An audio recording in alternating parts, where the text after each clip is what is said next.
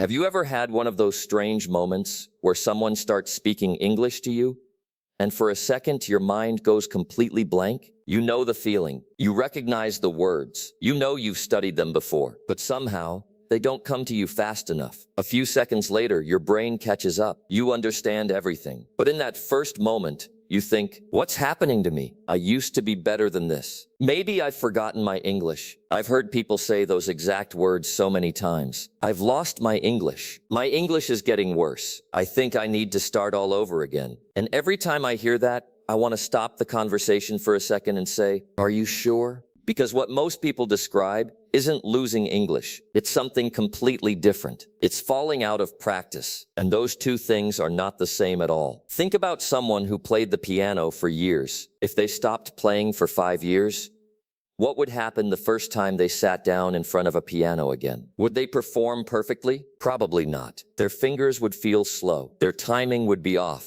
They might forget a few pieces they used to play effortlessly. For a moment, they might even wonder if they had lost their ability. But here's the interesting part. Nobody watching them would think they had forgotten how to play the piano. They would simply say, they're rusty. That word, rusty, I think it's one of the most encouraging words we can use when talking about learning English. Because rusty doesn't mean broken. Rusty doesn't mean incapable. And rusty certainly doesn't mean you have to start from the beginning. It simply means that something valuable hasn't been used recently. I remember talking to a man who had worked for an international company years ago. Every single day, he answered emails in English. He joined meetings in English. He read reports in English. It wasn't perfect, but English was part of his daily life. Then he changed jobs. His new company only used his native language. Months passed, then years. No English meetings, no English podcasts, no English books, no conversations. One day he tried watching an interview in English that would have been easy for him years before. After 10 minutes, he turned it off. He looked at me and said, I think I've forgotten everything. But had he? Not really. The knowledge was still there. It just wasn't easy to access anymore. And that's an important difference. Sometimes we think learning is like filling a bucket with water. Once the bucket is full, it stays full forever. But language isn't stored that way. Language behaves much more like a pathway through a forest. Every time you walk that path, it becomes clearer. The ground becomes smoother. The direction becomes obvious. But if nobody walks there for years, plants begin to grow. Leaves cover the ground. The path becomes harder to see. From a distance, it almost looks like it disappeared. But it didn't. It's still there. You simply have to start walking again. And every step makes the path easier to recognize. I love that image because I think that's exactly what happens inside our brains. Your English doesn't disappear overnight. Your brain simply becomes less efficient at finding it quickly. That's why something interesting happens when people decide to practice again. The first conversation feels difficult. The second conversation feels slightly better. A week later, familiar expressions begin to return. 2 weeks later, words appear without translating. A month later, people often say something that makes me smile. I don't know what happened. It suddenly feels easier. It didn't happen suddenly. Your brain was reconnecting with something it already knew. Have you ever gone back to riding a bicycle after many years? The first few minutes feel awkward. You're careful. You're tense. You wonder if you'll still remember how to balance. And then, without thinking, your body remembers. Nobody says, I learned how to ride a bicycle again. They say, it came back. I think English is much closer to that experience than most people realize. Of course,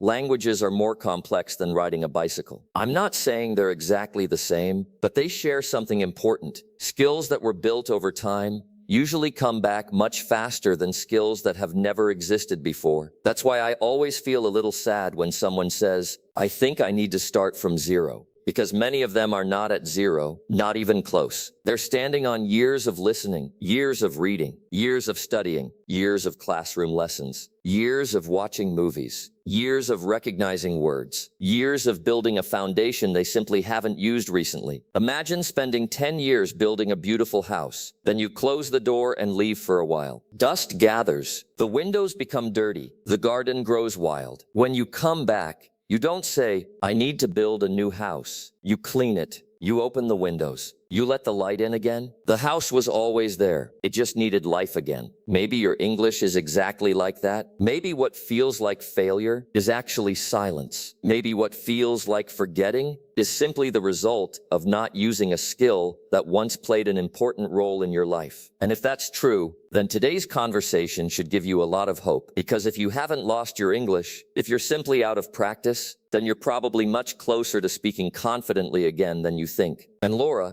I know you've met so many learners who believe they've lost their English forever, when that's not really what happened at all. Jordan, I'm so glad you said that, because I honestly think this is one of the biggest misunderstandings adults have about learning English. People are incredibly hard on themselves. They expect their English to work perfectly, even after months or sometimes years of not using it. Imagine meeting someone who says, "I haven't exercised in 3 years, but I'm upset that I can't run 5 miles anymore."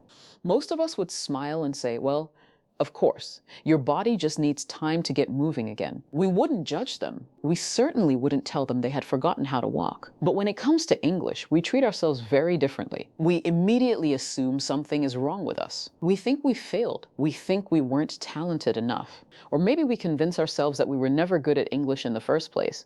I think that's such a painful belief because it makes people give up before they even try again. I remember talking to a woman who hadn't spoken English since university. Nearly 15 years had passed. One day, she had the opportunity to travel abroad for work. Instead of feeling excited, she felt terrified. She kept saying, "My English is gone. I'm going to embarrass myself." Before her trip, she decided to do something very simple. Every morning, while getting ready for work, she listened to 15 minutes of English. Nothing complicated, no grammar exercises, no vocabulary lists, just listening. After a few days, she started recognizing expressions she hadn't heard in years. After 2 weeks, she noticed she could follow entire conversations again. And when she finally arrived at the airport for her trip, something unexpected happened. The first conversation felt uncomfortable. The second one felt a little easier. By the end of the first day, she realized she had spent hours communicating in English. Not perfectly, but successfully. When she came back, she laughed and said something I'll never forget. "My English wasn't gone, it was just sleeping." I absolutely loved that expression because sleeping is very different from disappearing. Something that's asleep can wake up. Sometimes it only needs the right environment, the right habit, the right reason. I think many adults underestimate how much English is still inside them. They remember the times they couldn't find a word, but they forget all the words they actually understood. They focus on the sentence they couldn't say, but they ignore the 20 sentences they understood perfectly. It's amazing how our minds naturally pay more attention to our mistakes than to our progress. And that's one of the reasons people feel like they're moving backward when they really aren't. Have you ever noticed that when you're watching a movie in English, there are moments when you understand almost everything? Then suddenly, one fast sentence appears. You miss it, and your brain says, "See, you don't know English?" It completely ignores the previous 5 minutes that you understood. That's not an English problem. That's a human brain problem. We're incredibly good at remembering the moments that make us feel insecure. That's why I think it's so important to celebrate small signs that your English is waking up again. Maybe today you understood a podcast for 10 minutes without translating. Maybe you remembered a word that you thought you'd forgotten. Maybe you answered a simple question in English without preparing first. Those moments matter. They're evidence. They're proof that your brain is reconnecting with something it already knows. And the beautiful thing is that every small success makes the next one a little easier. Confidence doesn't usually arrive all at once. It grows quietly, almost without you noticing. One conversation, one video, one book, one sentence at a time. So if you're listening to us today and you've been telling yourself, "My English is terrible now," I'd like to invite you to replace that sentence with a different one. Try saying, "I haven't practiced my English in a while." Can you feel the difference? The first sentence sounds permanent. The second one sounds temporary, and temporary problems have solutions. You don't have to become a different person. You don't have to start your entire journey from the beginning. You simply have to reconnect with a skill that's been waiting for your attention. And Jordan, I think that changes everything. Because once people realize they haven't lost their English, they stop learning from fear and start practicing with hope. Exactly, Laura. And I think that sentence you just said is so important. Once people realize they haven't lost their English, they stop learning from fear and start practicing with hope. That changes everything, because fear makes practice feel like punishment. Hope makes practice feel like returning, and returning is a very different emotional experience. When someone believes, "My English is gone," every small difficulty feels like proof. They miss one sentence in a conversation, and they think, "See, I knew it. I'm terrible." They forget one word, and they think, "This is embarrassing." They hesitate for 3 seconds, and they think, "I should not be speaking." But when someone believes, "I'm just out of practice," the exact same moment feels different. They miss one sentence and think, "Okay, my listening is waking up." They forget one word and think that word will come back. They hesitate and think, "This is part of getting comfortable again." Same situation, different meaning. And sometimes the meaning we give to a moment matters more than the moment itself. I want to talk about something that many adult learners don't realize. When you come back to English after a long break, the first days can feel worse than expected. Not because your English is bad, but because your expectations are unfair. You are comparing today's English with the best version of your English from the past. Maybe there was a time when you were surrounded by English. Maybe you were studying every week. Maybe you were watching videos, reading articles, taking classes, speaking with classmates, preparing for exams, or using English at work. During that season of your life, English had momentum. It was already moving. Then life changed. Work became busy. Family responsibilities increased. You stopped studying. You stopped listening. You stopped speaking. Years passed. And then one day, you expect your English to perform as if nothing happened. That's not realistic. But more importantly, it's not fair to yourself. Imagine someone who used to run every morning. They were strong. They had energy. They could run 5 kilometers without thinking too much. Then they stopped running for 3 years. On the first day back, they put on their shoes, go outside, start running, and after 5 minutes, they feel tired. Would it make sense for them to say, "I guess I was never a runner"? Of course not. That would be unfair. The truth would be much simpler. They were a runner. They stopped running. Now they're rebuilding rhythm. That's all. And I think English learners need that same compassion. You were not lying when you said you used to understand English better. You probably did. You were not imagining it when you felt more comfortable before. You probably were. But that doesn't mean the old version of you disappeared. It means the conditions that supported that version disappeared. And conditions can be rebuilt. That's the good news. A lot of people think improvement depends only on intelligence. But very often,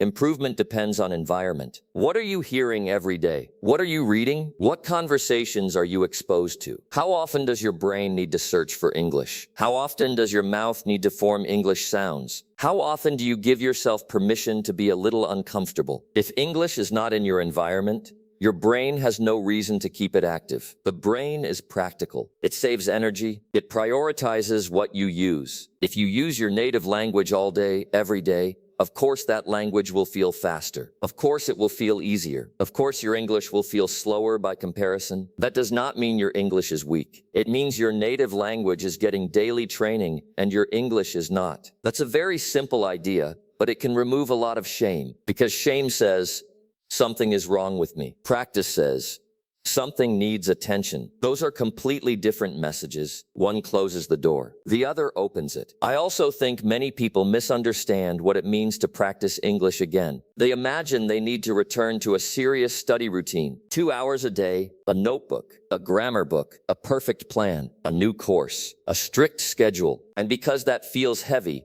they don't start. But getting back into practice doesn't have to begin dramatically. In fact, I think it works better when it begins gently. 10 minutes of listening every morning, 1 short video during lunch, reading a simple article before bed, repeating a few sentences out loud when nobody is listening, talking to yourself in English while making coffee, changing one small part of your day. That may sound too simple, but simple things are powerful when they become consistent. The goal at the beginning is not to impress anyone. The goal is to wake the system up, to remind your brain, "Hey, we use this language too." At first, it may feel slow. That's normal. You may understand the general idea, but miss details. Normal. You may know the word, but not remember it fast enough. Normal. You may speak and feel your pronunciation is strange. Also normal. That doesn't mean you're failing. It means the engine is starting again. And engines don't always start smoothly after being silent for a long time. Sometimes they make noise. Sometimes they need a moment. But once they warm up,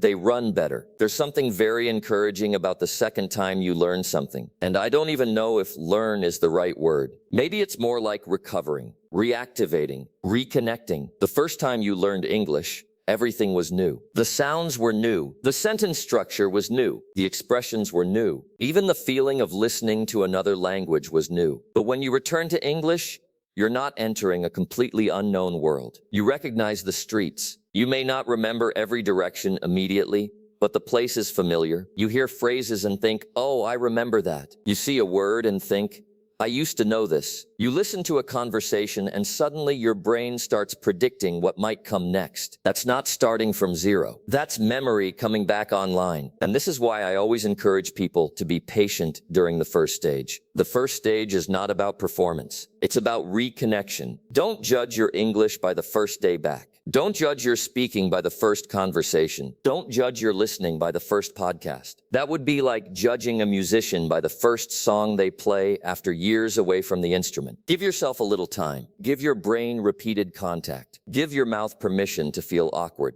Give your confidence a chance to grow again, because confidence doesn't return before practice. Confidence returns through practice. And sometimes the first real sign of progress is not speaking perfectly. It's simply not panicking when you don't. That is a huge step. When you can forget a word and stay calm. When you can miss a sentence and keep listening. When you can speak slowly without judging yourself, your English is already coming back. And maybe that's the message I want people to hear most clearly. You don't need to prove that your English is still there. You need to create the conditions for it to appear again. And once it does, you may discover that it was never as far away as you thought. Laura, I think this is where so many learners need a very practical kind of encouragement, because they hear practice again, and immediately they imagine something difficult or exhausting.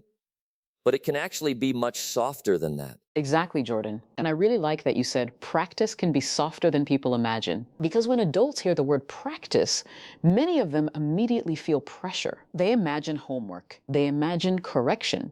They imagine someone listening to every mistake. They imagine sitting at a desk, opening a book, and feeling like a student again. And for many adults, that feeling is not motivating. It brings back memories of school, memories of exams, memories of teachers correcting them in front of other people, memories of feeling slow, embarrassed, or not good enough.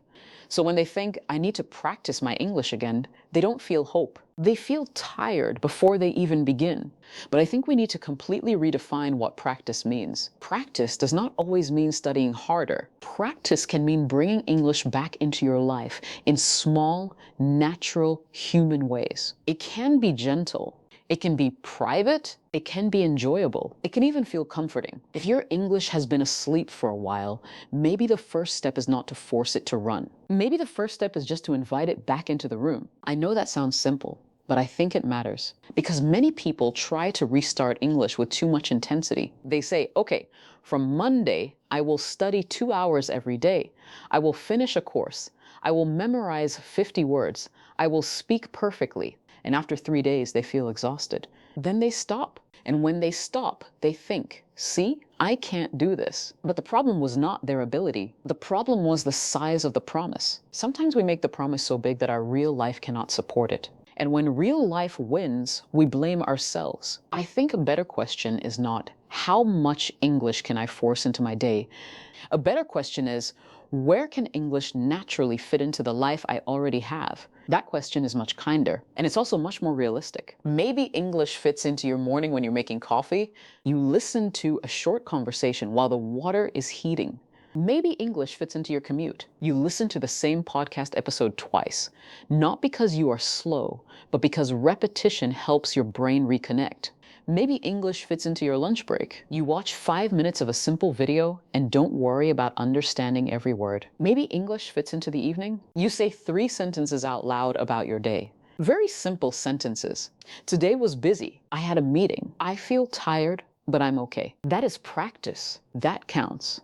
And I want people to really hear that. It counts. Because a lot of learners only respect practice when it feels difficult. They think if it's easy, it's not serious. But that's not true. Easy practice is often what creates consistency. And consistency is what wakes English up again. You don't need every practice session to feel impressive.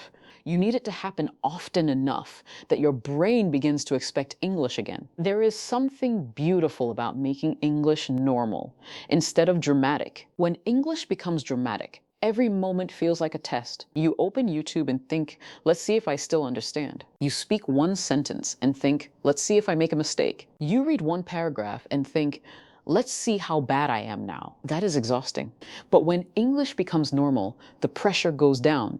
You listen while washing dishes. You repeat a sentence while walking. You read a short comment online. You talk to yourself for 30 seconds. No performance, no audience, no big emotional drama.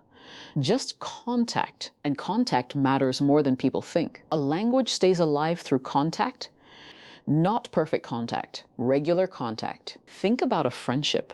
If you have a friend you haven't spoken to in years, the first conversation may feel a little awkward. You may not know where to begin. You may ask simple questions.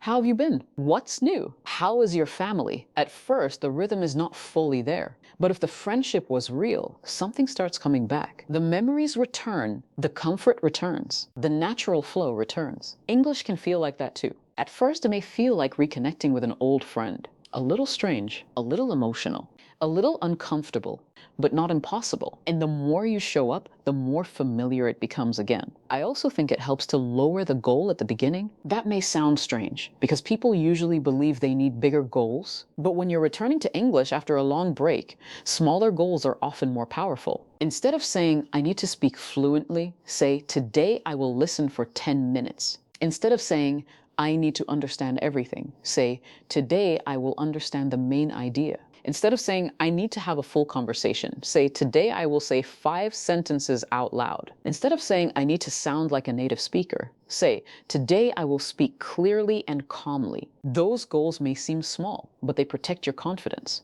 And confidence is fragile when you are returning to something. It needs small wins. It needs proof. It needs moments where you can say, okay, I did that. Not perfectly, but I did it. That feeling is very important because every time you complete a small promise to yourself, you rebuild trust. And many learners are not only rebuilding English, they are rebuilding trust with themselves. They are trying to believe again that they can be consistent, that they can improve, that they are not too old, that it is not too late, that the English they once had is still reachable. So we should not make the return harder than it needs to be. We should make it possible. One of my favorite ways to help people return to English is what I call the low pressure loop. It's very simple. You choose one short piece of English, a short video, a short podcast, a short conversation, maybe 5 or 10 minutes, and you use it more than once. The first time, you just listen, no pressure, just listen for the general meaning. The second time, you listen again and notice familiar words. The third time, you repeat a few sentences out loud. Not the whole thing, just a few sentences you like. Then maybe later, you summarize the idea in your own words. Very simply, this conversation is about confidence. This person felt nervous. They are talking about practice. That's it. That is a beautiful way to restart. Because you're not asking your brain to do everything at once. You're giving it layers. First, listening. Then recognition, then pronunciation, then expression. That is much gentler than trying to understand everything immediately. And honestly, it's much closer to how natural learning happens. We don't become comfortable with a language because we touch it once intensely. We become comfortable because we return to it many times. And every return makes it less foreign, less scary, less heavy, more familiar. So if someone listening today feels disconnected from their English, I would not tell them, go study harder. I would tell them, start visiting English again. Visit it for 10 minutes. Visit it without judging yourself. Visit it with curiosity. Visit it the way you would visit an old place you used to love. Look around. Notice what you remember. Notice what feels familiar. Notice what needs attention. And then come back tomorrow. That is how the relationship starts again. Not with pressure, not with shame, not with a dramatic promise, but with small repeated moments of contact. Because the truth is, your English does not need punishment. It needs attention. It needs warmth. It needs repetition. It needs a reason to wake up. And Jordan, I think once people understand that, the next question becomes really interesting. How do you know your English is actually coming back even before you feel fluent again? I love that question, Laura, because I think people are often waiting for the wrong signs. They're waiting to feel fluent again. They're waiting for confidence to suddenly appear. They're waiting for a conversation where they don't make a single mistake. And because those moments take time, they miss all the smaller signs that tell them something wonderful is already happening. Progress usually whispers before it shouts. It begins quietly, almost invisibly. You hear a phrase on a podcast, and instead of translating it, you simply understand it. You don't even notice at first. Then a few seconds later, you think, wait, I understood that. That's progress. Or maybe you're watching a movie. Someone says a sentence that would have confused you a month ago. This time, your brain follows it naturally. Not every word, but enough. That's progress. Maybe you're having a conversation. You forget one word. A year ago, you would have stopped speaking completely. Now you simply describe the idea another way. You keep going. That's progress too. One of the biggest mistakes people make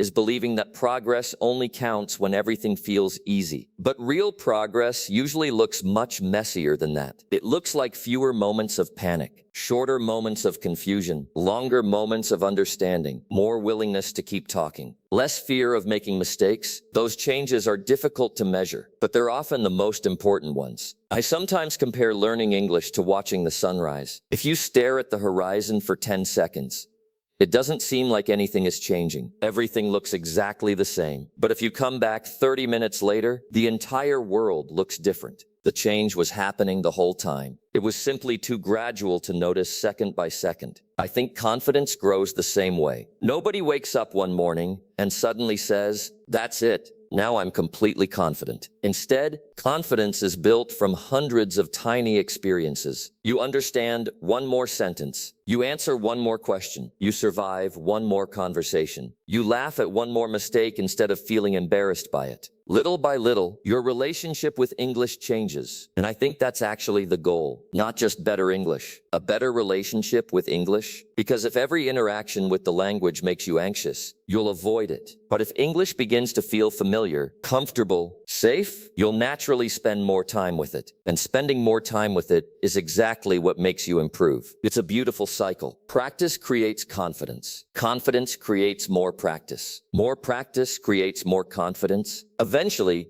you stop asking yourself, "Am I good enough?" And you start asking, "What would I like to talk about today?" That is a completely different way of living with a language. I also want to say something to the person listening who has been away from English for a very long time, maybe 5 years, maybe 10, maybe even longer. Please don't let the length of the break convince you that it's too late. Your timeline is not your enemy. Your lack of practice is not your identity. They're simply circumstances, and circumstances can change. Think about all the things you've learned throughout your life. Driving, using a smartphone, learning a new job, cooking, playing an instrument. At the beginning, every one of those skills demanded your full attention. You had to think about every little step. Eventually, those actions became natural. Languages work in a similar way. The pathways may become quieter after years without use, but they are not erased as easily as people imagine. Sometimes they're simply waiting for repetition, waiting for attention, waiting for one person to believe they're still there. Maybe that person needs to be you. I know we've talked a lot today about practice, but I hope you understand that this episode was never really about practice. It was about perspective.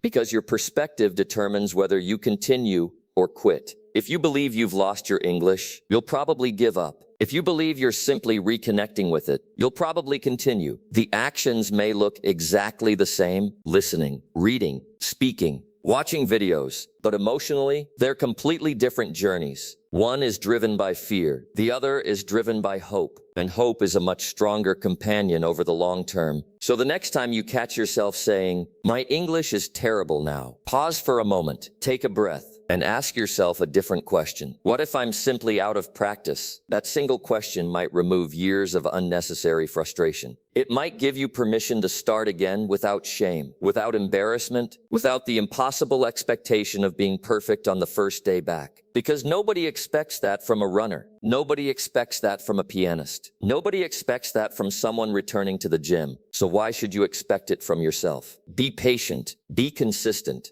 Be curious. Allow yourself to reconnect with a language that has already been part of your life. And remember something I truly believe. Your English is probably much closer than it feels today, not because you suddenly became smarter, not because you found a magic method, but because what you've built over the years is still there, waiting, quietly, patiently, ready to come back to life the moment you begin using it again. And that's why I hope that the next time you hear English, you won't ask yourself, can I still do this? You'll smile, press play, and simply think, it's good to be back. You know, Jordan, as we've been talking today, I keep thinking about one person. Maybe it's someone listening right now. Someone who has spent years believing a story that simply isn't true. The story sounds like this. I missed my chance. I should have learned English when I was younger. I've forgotten too much. I'll never catch up. Maybe you've been telling yourself that story for months, maybe for years. And after hearing it enough times, it starts to feel like a fact. But it isn't. It's just a story you've repeated to yourself. And stories can change. I wish every person listening could see what we see, not just the mistakes they make, but everything they already do well. Because learners are often terrible judges of their own progress. They notice every word they forget, every pronunciation mistake, every awkward pause, but they almost never notice the hundreds of things they do right, the words they understood, the ideas they followed, the sentence they built without translating, the question they answered naturally. Those moments matter. In fact, those moments are your real English, not the mistakes. The mistakes are only little gaps between everything you've already built. I think that's a much kinder way to look at learning. Instead of asking, where am I failing? Try asking, where am I improving? Because your brain will always find evidence for the question you ask. If you ask, why is my English so bad? You'll find reasons. If you ask, what am I doing better than last month? You'll find those reasons too. And those answers create hope. I also want to remind you of something very simple. You don't have to love every practice session. Some days you'll feel motivated. Some days you won't. Some days English will feel easy. Other days you'll wonder if you're making any progress at all. That's completely normal. Please don't judge your entire journey by one difficult day. We've all had days when our minds felt tired. Days when we couldn't remember simple words. Days when nothing seemed to flow. That happens to everyone, even in our native language. So don't give one frustrating conversation the power to define your entire ability. It doesn't deserve that much importance. Instead, look at your journey over weeks, over months. Notice how conversations become a little less stressful. Notice how listening becomes a little more natural. Notice how you recover from mistakes more quickly than before. Those are beautiful signs, and they usually appear long before fluency does. You know what I find exciting? One day, without planning it, you're going to finish a conversation in English. You'll walk away. And a few minutes later, you'll suddenly realize, I never stopped to think about my mistakes. Not because you didn't make any, but because they stopped being the center of your attention. You were focused on communicating, on connecting, on enjoying the conversation. And isn't that the reason we wanted to learn English in the first place? Not to pass an exam, not to impress strangers, not to collect grammar rules, but to connect with people, to understand the world a little better, to travel, to work, to make friends, to hear stories, to tell our own stories. That's what language is really for. And I hope today's conversation helps you remember that. English is not a test that you're trying to survive. It's a door. Some days that door opens easily. Some days you have to push a little harder, but it is still a door. And every time you choose to practice, every time you listen, every time you speak, every time you try again, you're pushing it open just a little more. So before we finish today's episode, I'd like to leave you with one small challenge.